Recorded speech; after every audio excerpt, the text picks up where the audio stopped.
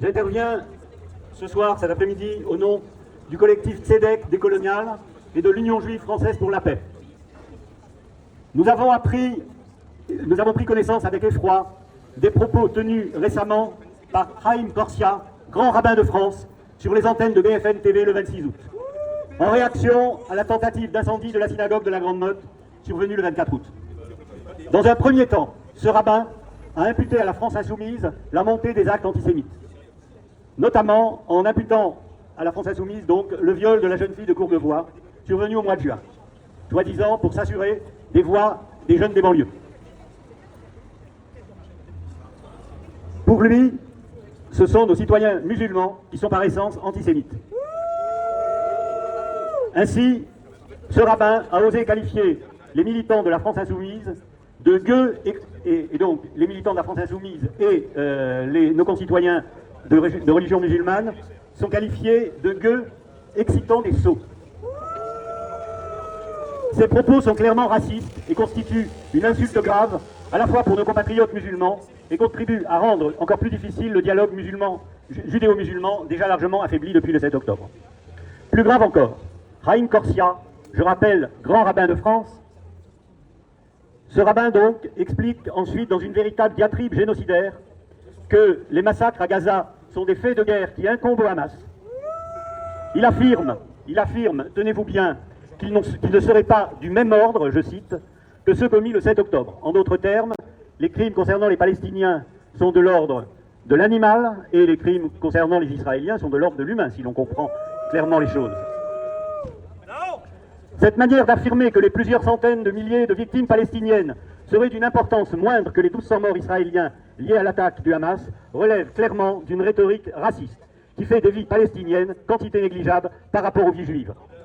Dans la suite de son interview, relayant la propagande de Tzahal, Haïm Korsia explique que le seul obstacle à la libération des otages serait dû au Hamas, alors qu'il est bien évident que ce sont les refus successifs opposés par Netanyahou qui sont à l'origine du prolongement de la guerre à Gaza.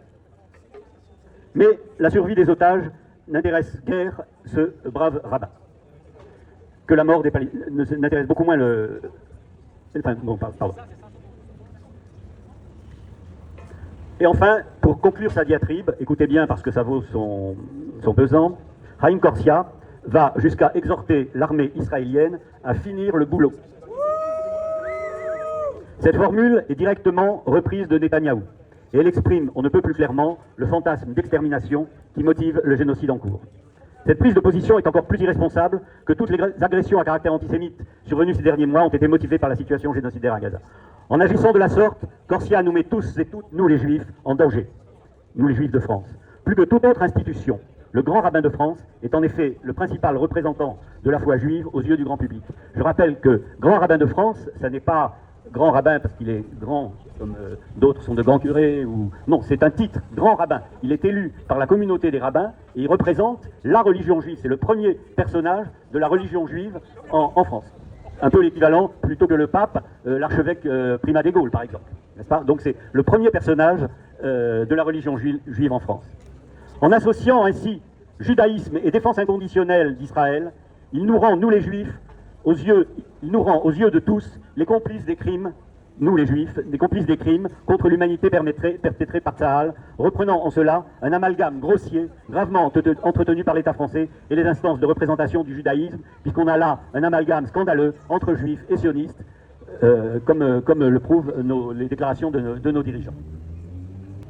Dans une lettre ouverte publiée sur le site de l'UJFP récemment, en juin dernier, un imam déplorait le silence des rabbins. Là, on est servi.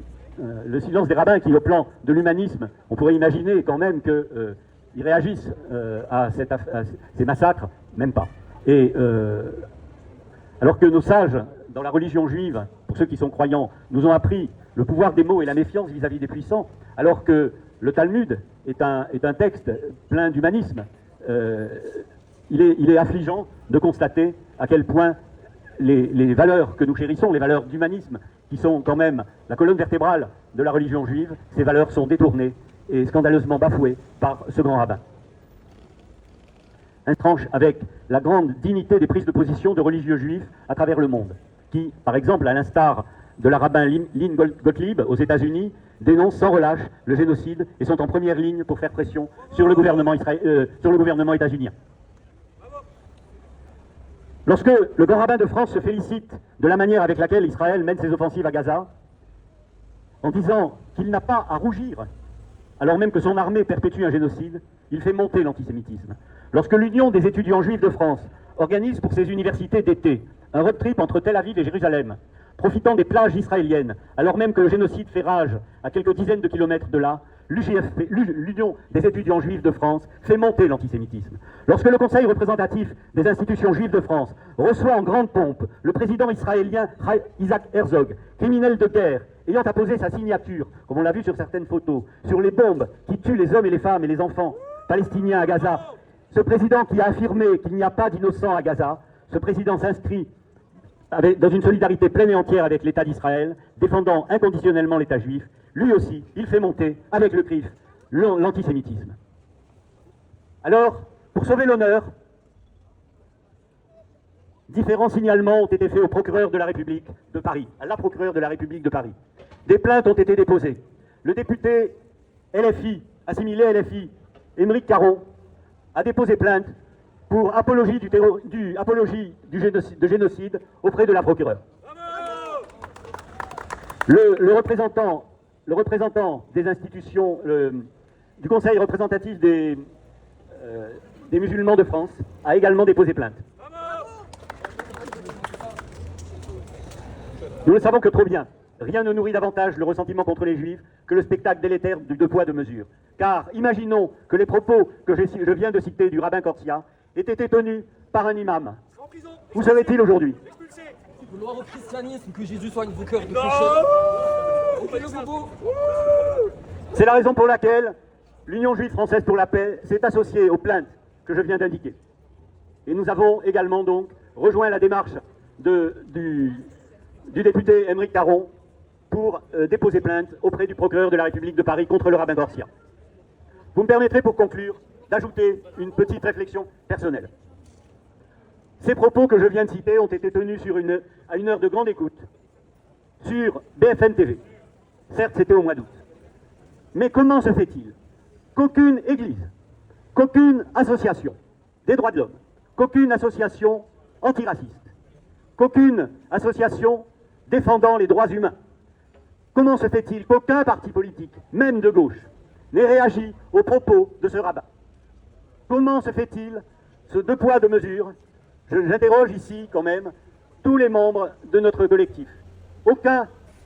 Aucune association de notre collectif local, mis à part donc l'UJFP, qui a rendu public, qui a donné la publicité qu'il convenait de donner à ces déclarations scandaleuses du rabbin Corsia, qui rappelle, je le rappelle, le premier personnage religieux du judaïsme français.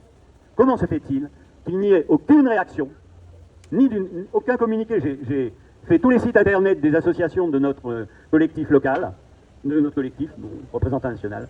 Rien, pas un mot. Voilà, merci de votre attention.